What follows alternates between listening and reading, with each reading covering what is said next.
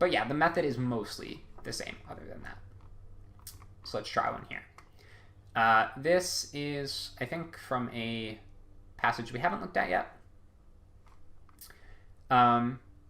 The passage implies that, unlike a desire to, quote, be sailing, her son was inspired to succeed in English due to his what? Okay, so here's an example of a question that doesn't tell us where to look specifically. So how do we find out where to look? Well, we use the map that we create during active reading. We haven't done that, right, because we haven't read this passage yet, so let's do it. Let's practice our active reading here. We'll make a map as we go, and then we can try to find out where it talks about a desire to be sailing and what it implies about that, about his son succeeding in English and stuff like that. The passage is excerpted from a 1991 article in a popular news magazine. As I teach, I learn a lot about our schools. Early in each session, I ask my students to write about an unpleasant experience they had in school. No writer's block here. I wish someone would have made me stop doing drugs and made me study. I liked to party and no one seemed to care. I was a good kid and didn't cause any trouble, so they just passed me along even though I didn't read and couldn't write. And so on. Okay. So what's the main point of this paragraph? Well, the main point of this paragraph is that students have unpleasant, maybe some unpleasant school experiences. And a teacher is kind of learning this about her students. I am your basic do-gooder, and prior to teaching this class, I blamed the poor academic skills our kids have today on drugs, divorce, and other impediments to concentration necessary for doing well in school. But as I rediscover each time I walk into the classroom, before a teacher can expect students to concentrate, he has to get their attention, no matter what distractions may be at hand. There are many ways to do this, and they have much to do with teaching style. However, if style alone won't do it, there is another way to show who holds the winning hand in the classroom. That is to reveal the trump card of failure. Okay, so now, here we have a teacher kind of talking about his or her own personal experiences, and kind of saying that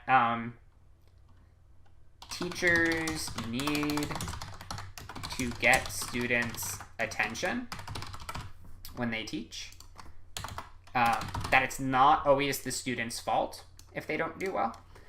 And the way it relates to the previous paragraph is that the teacher is kind of learning that, you know, maybe some of the onus is on them for the student's education, not just on the students, right?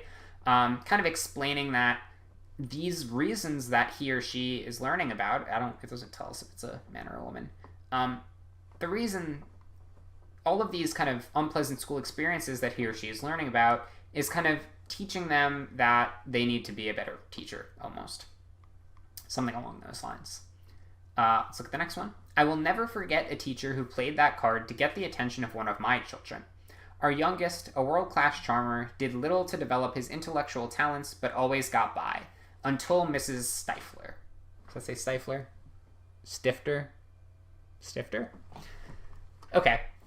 So now we're getting into intro to a story about the author's child. Our son was a high school senior when he had her for English. He sits in the back of the room talking to his friends, she told me. Why don't you move him to the front row? I urged, believing the embarrassment would get him to settle down. Mrs. Stifter looked at me steely-eyed over her glasses. I don't move seniors, she said. I flunk them. I was flustered. Our son's academic life flashed before my eyes. No teacher had ever threatened him with that before. I regained my composure and managed to say that I thought she was right. By the time I got home, I was feeling pretty good about this. It was a radical approach for these times, but, well, why not? She's going to flunk you, I told my son. I did not discuss it any further. Suddenly, English became a priority in his life. He finished out the semester with an A. Okay, so this is the story about author's son. And in this story, threat of failure motivates the son to do better in school. And now we can see how this connects to the previous couple of paragraphs, right? It's kind of giving an example of one way that they get the students' attention and how they can get students to succeed. And the strategy that they're talking about is kind of threatening to fail the student. I know one example doesn't make a case, but at night I see a parade of students who are angry and resentful for having been passed along until they could no longer even pretend to keep up. Of average intelligence or better, they eventually quit school, concluding they were too dumb to finish. I should have been held back is a comment I hear frequently. Even sadder are those students who are high school graduates who say to me after a few weeks of class, I don't know how I ever got a high school diploma. Okay. I'm assuming this person is a college professor, if they're dealing with people that are already out of high school. But these are kind of now more examples of students that feel like they do not belong in school. And again, right, it's reinforcing this idea that the teachers need to do more to help these students, and sometimes the way to help these students is to fail them, rather than to just continually pass them along. Passing students who have not mastered the work cheats them and the employers who expect graduates to have basic skills. We excuse this dishonest behavior by saying kids can't learn if they come from terrible environments. No one seems to think that. No matter what environments they come from, most kids don't put school first on their list unless they perceive something is at stake. They'd rather be sailing. Okay. So now he is kind of directly stating that students should not be passed unless they deserve it. So the relationship, right? He kind of sets this all up with stories and anecdotes and examples, and now he is directly stating his point here in the second to last paragraph. And I am going to kind of, there's not a whole lot of room here, so I'm going to just kind of put this note down here and signify that this is second to last paragraph. And then we'll just remember that that's there. And the final one, flunking as a regular policy has just as much merit today as it did 2 generations ago. We must review the threat of flunking and see it as it really is, a positive teaching tool. It is an expression of confidence by both teachers and parents that the students have the ability to learn the material presented to them. However, making it work again would take a dedicated, caring conspiracy between teachers and parents. It would mean facing the tough reality that passing kids who haven't learned the material, while it might save them grief for a short term, dooms them in long-term illiteracy. Okay. So here now we have his conclusion. Bring back flunking, right? Bring back failing grades. Don't just pass the students along. Good for students. All right. So, back to the question now. The passage implies that unlike a desire to, quote, be sailing, her son was inspired to succeed in English due to his what? So, where in here did it talk about why the author's son succeeded in English? And what evidence can we find, and how can we connect that evidence to an answer choice? I'm going to have you guys take a look first, work on this first, take as much time as you need, unpause when you're done, and I'll go over it. Okay. So this question's a little bit almost misleading in a way, right? Because be sailing is up here, but that's not where our evidence is, right? That's not the important part here. The important part of the question is that her son was inspired to succeed in English due to his what? Where does it talk about the son and why he was inspired to succeed in English? Well, the story about the author's son is here in this paragraph. So that's where our answer is going to be, right? Our map tells us that it talks about the author's son here. So if we read in that paragraph, it's going to have the evidence that we need to answer this question. Our son was a high school senior when he had her for English. He sits in the back of the room talking to his friend, she told me. Why don't you move him to the front row? I urged, believing the embarrassment would get him to settle down. Mrs. Stifter looked at me steely-eyed over her glasses. I don't move seniors, she said. I flunk them. I was flustered. Our son's academic life flashed before my eyes. No teacher had ever threatened him with that before. I regained my composure and managed to say that I thought she was right. By the time I got home, I was feeling pretty good about this. It was a radical approach for these times, but well, why not? She's going to flunk you, I told my son. I did not discuss it any further. Suddenly, English became a priority in his life. He finished out the semester with an A. Okay, why was he inspired to succeed in English? Well, she's going to flunk you, I told my son. It doesn't tell us exactly why he is inspired to do well in English, right? It doesn't say he did well in English because of this. But we can connect the dots here. The author tells her son that he's going to fail English. Then suddenly it became a priority and he did well. So if after learning about, the fact that he's going to fail made him do better, we could say that he was motivated because he didn't want to fail, right? So let's see which answer choice that is. Respect for his teacher? No. Fear of failure? Probably. Desire to go to college? That is an assumption. That's kind of the difference between an implication and an assumption. Desire to go to college, we could say, oh, well, he didn't want to fail, so maybe he wants to go to college and he wants to have good grades to go to college. That is kind of taking it too far, right? We don't have enough evidence to assume that he wants to go to college. There's been nothing in here that tells us that he wants to go to college. So we don't have enough information to make that assumption. We do have enough information to infer that he doesn't want to fail, right? Because the information that he was going to fail is what caused him to make English a priority. But the desire to go to college would be kind of taking it too far. We would need a little bit more in order to make that inference. Fear of his teacher, again, no, it's not about the teacher, it's about the failure. And fear of separation from friends, no. B is going to be the correct answer here. We can take she's going to flunk you, and then English suddenly becoming a priority. And if we read between the lines there, we can see that he made English a priority because he didn't want to fail. So B is the correct answer. That's implication questions. You have to take what's there and think logically about it, right? Make some logical connections. Next up, we have rhetorical device questions. Okay, sorry. Rhetorical device questions ask us to identify the purpose of a rhetorical device or to identify what rhetorical device the author uses to achieve a particular effect. So they might give us the device and say, what does this device do? Or they might give us the effect and say, which devices the author used to achieve this effect.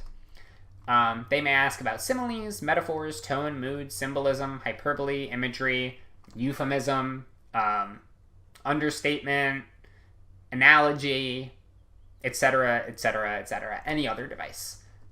There's no comprehensive list, just any rhetorical device they could ask about. You should be, I shouldn't say any, right? There's some like really obscure ones they won't ask about, but you should be familiar enough with rhetorical devices by now to not really have to worry about which devices they ask you about. I'm sure in class and school you learned about most of the devices that you need, and then we covered some briefly when we talked about the rhetorical analysis essay. You should be fine. So how do we identify a rhetorical device question? The question will ask either about a specific rhetorical device, or it'll have the phrase rhetorical device in the question, right? It'll either say the author uses device and then like the name of the device to do this, or they'll say which rhetorical device does the author use.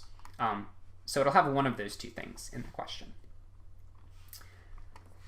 To answer rhetorical device questions, we're going to kind of use the same skills that we learned for identifying rhetorical choices in the rhetorical analysis essay. So the same way that we identified those rhetorical choices, that's how we can identify our rhetorical devices here, right? We're pretty much doing the same thing. We are either identifying a device in a particular area, or we're identifying the effect or purpose in a particular area, which is what we had to do in that essay, right? We had to identify devices or choices in general, and then also explain the effects.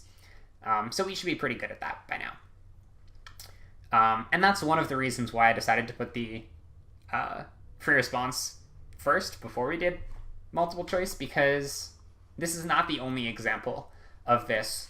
There are some other examples as well where skills that we've already learned will help us in the multiple choice section. We're going to identify the rhetorical device in question and read the paragraph that it's located in, or the other way around, right? If we're looking for a device, we're going to identify where it tells us that the effect is, and then we can identify the device in that paragraph. We're going to find any evidence that tells us the purpose of the device or what device is creating that effect, and then we're going to match with the answer choices. So let's try it. We have two examples here. We'll do the first one together, and then I'll have you guys look at the second one. And this does not tell us exactly where to look. So we can do our active reading here. You know what? To save a little bit of time, I don't want to do the active reading here. I am just going to kind of point out where these are used, just for the sake of time here. Baneful peculiarities is used here. And what's the other one? Hydra-headed monster is... Where is Hydra-headed monster? Is it in the first paragraph?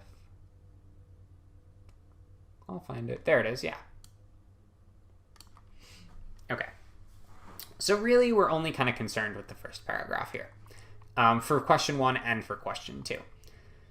So, question 1, the phrase baneful peculiarities functions as a euphemism for what? So a euphemism, you should know, but just in case you've forgotten, a euphemism is kind of using a phrase in place of a more vulgar or offensive or jarring word. So euphemisms, for example, are often used to refer to like sex and stuff, right? Or euphemisms may be used to refer to like dead people or something like that, right? If you don't want to say that someone died, you would say they passed away. That's a euphemism, something like that. Instead of referring to something unpleasant, you put something else in instead. So let's see. Let's give this a read, and let's see what baneful peculiarities is a euphemism for. So it says, more than 20 years of my life were consumed in a state of slavery. My childhood was environed by the baneful peculiarities of the slave system.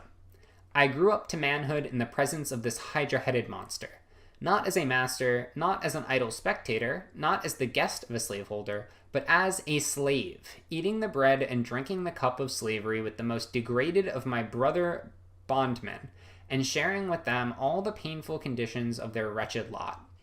In consideration of these facts, I feel that I have a right to speak, and to speak strongly. Yet, my friends, I feel bound to speak truly. Okay. So, baneful peculiarities, what does it mean here? What is it a euphemism for? What is it standing in for? Well, it's talking about something that defined his childhood. It's something related to the slave system. It's something about how his life was consumed by slavery. So it's probably something about how his childhood was maybe kind of governed by the slave system or something like that. Let's take a look at each of our options here and see which ones could work. A says the phrase baneful peculiarities functions as a euphemism for the practices of the slavery system at large. But that makes sense.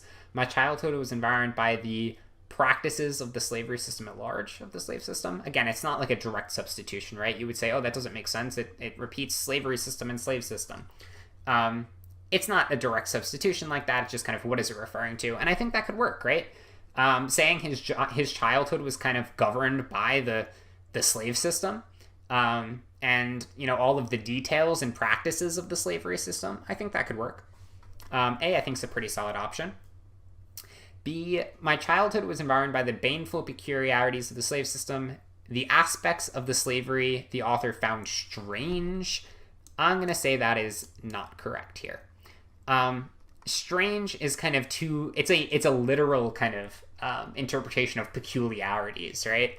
But that's not really what he's saying. He's not saying that only the parts that he found weird of the slave system were what affected his childhood, right? He's talking about how everything with the slave system affected his childhood, so not B.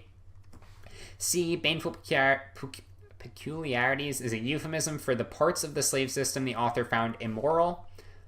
Maybe, but again, I don't think he's talking about specific parts of the slave system, right? He's talking about the entire system and how every part of that system, every single part of that system kind of managed his childhood, right?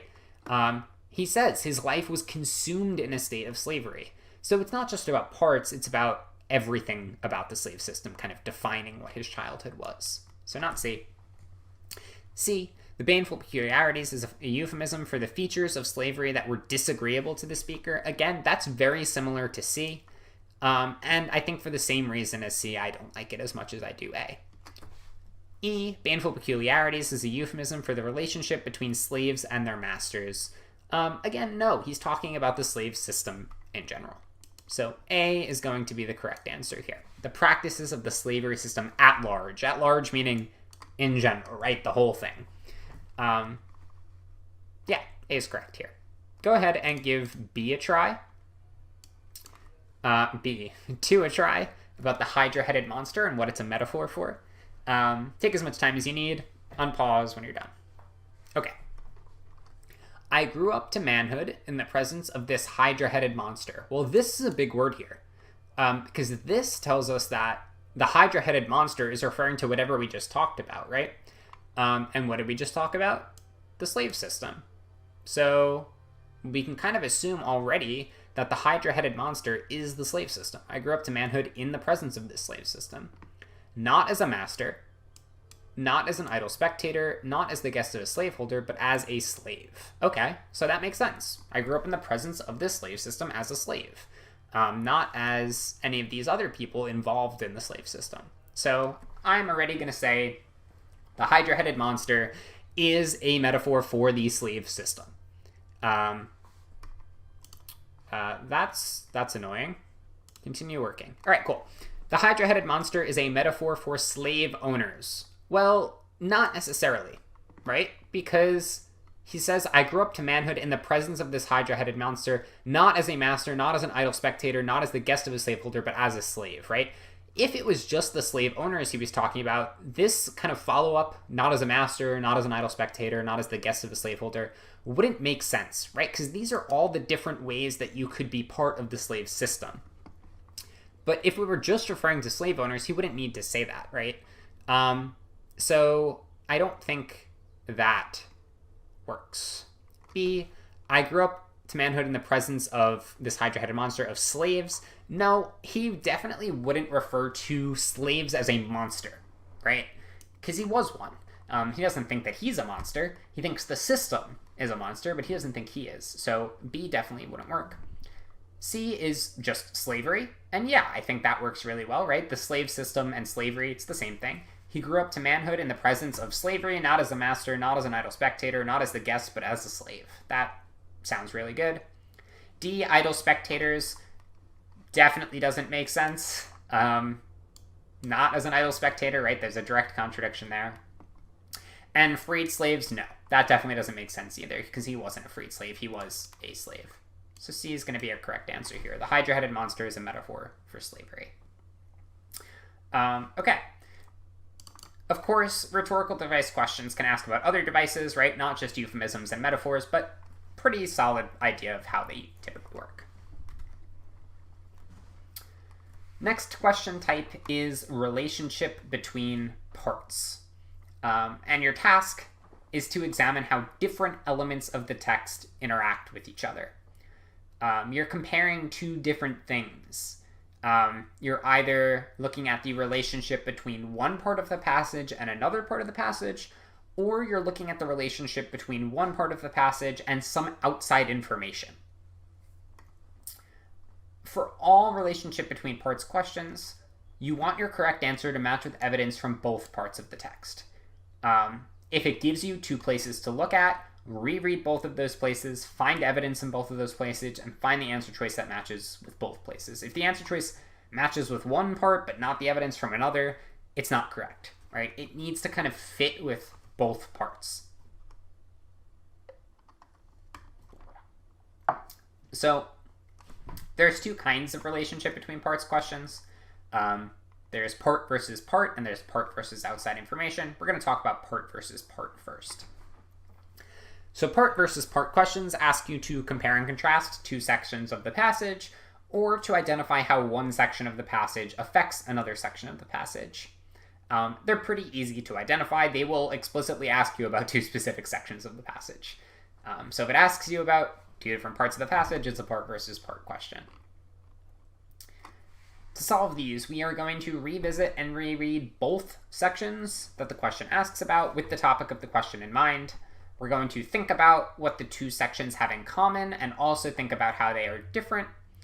We're going to identify evidence from both sections based on what the topic of the question is asking us, right? So if it's asking us about, I don't know, chairs, we're going to look for information about chairs in both places, right? And find any information we can. And then we're going to match the evidence with the answer choices, of course. Let's give it a shot. This is a passage we've already done our active reading for. It's the one about teaching. So we don't need to do that again. We've already done it.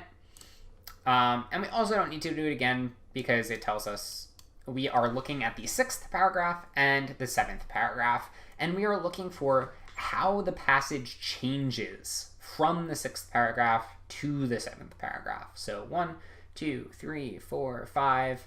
Here is 6. Here is 7.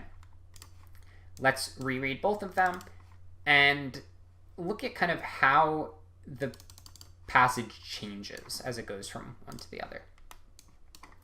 Passing students who have not mastered the work cheats them and the employers who expect graduates to have basic skills.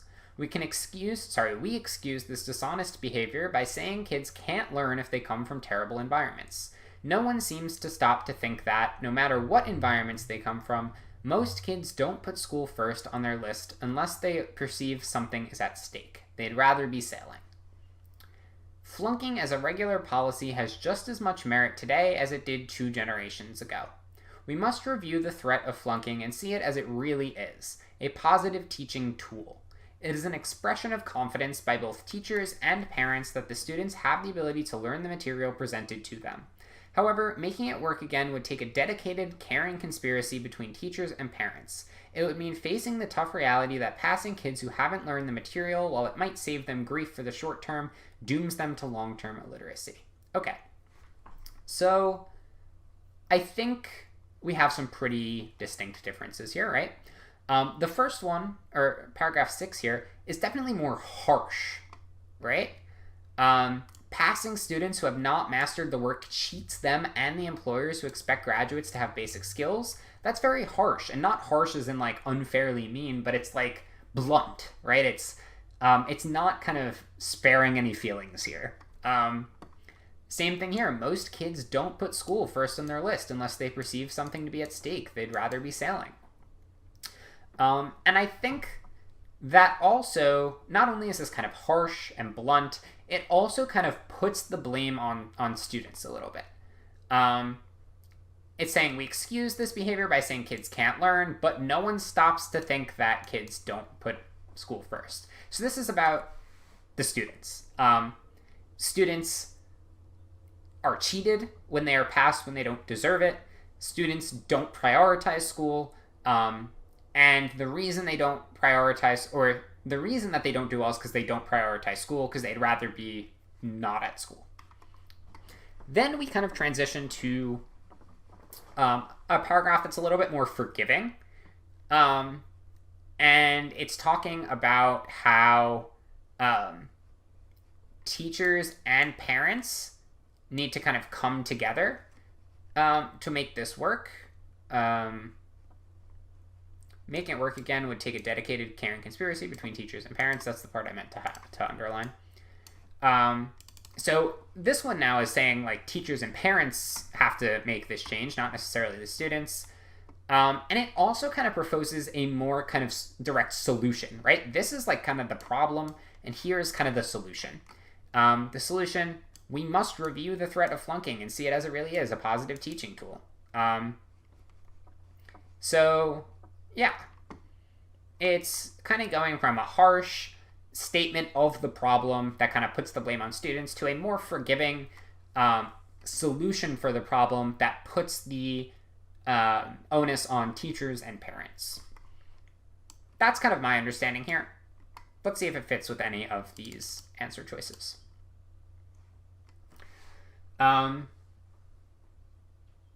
A says, as the passage moves from the 6th to the 7th, it also moves from pedantic to intimate. Maybe. I don't think intimate is kind of the best match for what we identified about the last paragraph. The last paragraph's more about proposing a solution and kind of saying who needs to put in the work to make the solution work. I wouldn't call that intimate. Pedantic, maybe for the 6th paragraph, but again, I don't think it's perfect. Pedantic is more like, my understanding of the word pedantic is that it's like nitpicky. Let me just quickly double check that for you. Yeah, precise, exact, nitpicky. I don't think that exactly fits with 6, and I also don't think intimate exactly fits with 7, so I don't think A is correct. As the passage moves from the 6th to the 7th paragraph, it also moves from academic to personal. No, that's definitely not true. I wouldn't call either of these personal, and I also wouldn't call either of them academic. Academic is about, citing sources and doing surveys and stuff like that. Personal is talking about stories, anecdotes. Doesn't fit with either. C, as it moves from the 6th to the 7th, it also moves from descriptive to political. Maybe. I think we could definitely describe 6 as descriptive, right? It's describing the problem. We mentioned it was very blunt. So I think that could work. 7 as being political. Well, yeah, we talked about how it poses a solution and what we need to make that solution work. That's political, right? It's not political in the terms of like government and politics, right? Or US politics or world politics, but it's still political in the sense of trying to convey a certain policy, right? Or argue a certain policy or a certain solution for an issue. So I think C could work. D, from scientific to philosophical. No, there's nothing scientific about this one. There's no data in here. There's nothing like that. So I don't think it's D. And then E, from confessional to admonishing. No, there's nothing confessional in here. This is not a student saying it's my fault, right? It's a teacher saying that it's the students aren't focusing. So yeah, I think C is the only one that could work here. And yeah, that's the correct answer. This is one example of how part versus part questions could work. They could also ask a little bit more content-based, like what does it say in one area versus what does it say in another area, something like that. But yeah, hopefully that one makes sense. Now let's talk about part versus outside information. So similar, except that instead of looking at 2 places in the passage, we're going to look at something in the passage and we're going to look at some outside information. And we need to identify essentially which part of the passage is most closely related to that outside information. Unlike part versus part questions, which tell us two specific places to look, part versus outside information questions don't tell us where to look, so we need to use that active reading to find out where to look. And we can identify outside information, part versus outside information questions, because the questions have additional information in them, right? It might be, it might be a quote, or any information from outside the passage that's given to you by the question. Our method here, we are going to read the outside information that's provided. We're going to use our active reading map to identify which paragraph is most similar to the outside information. Once we've done that, we are going to reread the identified information and look for evidence that's related to the outside information, right? In other words, we're going to double check that, yes, this is actually the area that fits with the outside information. And then if you're able to find the evidence, you're going to look for a match. If you're not able to find the evidence, return to the map and check the next best paragraph. So this question, it's the same passage about British Parliament and Ireland and whatever. It says, elsewhere in a letter written to a friend, the author is quoted as saying, the Protestants of Ireland are political Protestants, that is, Protestants by reason of their participation in political power. This quote best supports the argument made in which of the following paragraphs? So let me see if I can copy and paste our thing from earlier. Was it this one? No. Where is it? Is it all the way up here? When we did, yeah, okay. Let me see. I don't know if I'll be able to. I don't think I can. Well, maybe if I use this. No. No, I can't. Okay. Well, let's just kind of scroll back and forth here. We are looking for information related to the Protestants of Ireland are political Protestants. That is, Protestants by reason of their participation in political power. So we're talking about Ireland, we're talking about political Protestants, we're talking about political power, and this supports the argument made in which of the following paragraphs? Let's go back up. Let's see if we can find a paragraph that might be related to that. So either he wants an answer about whether Ireland will continue to be treated unjustly. I don't think it's there. He's asking for justice for Ireland. Maybe. Asking for emancipation for a while. No one else has listened to them. I don't think it's necessarily in there if the emphasis is on kind of how other people have pushed them away. He's doing the right thing. Refusal makes Ireland stronger. Maybe. And finally, a demand for justice for Ireland. I don't necessarily think it's likely, but I think maybe that could be our third, our backup to our backup. I think either paragraph 2 or paragraph 1, 2, 3, 4, 5 is the most likely. Where's that 4? 1, 2, 3, 4, or maybe 5 are the most likely here. Yeah, either 2, 4, or 5.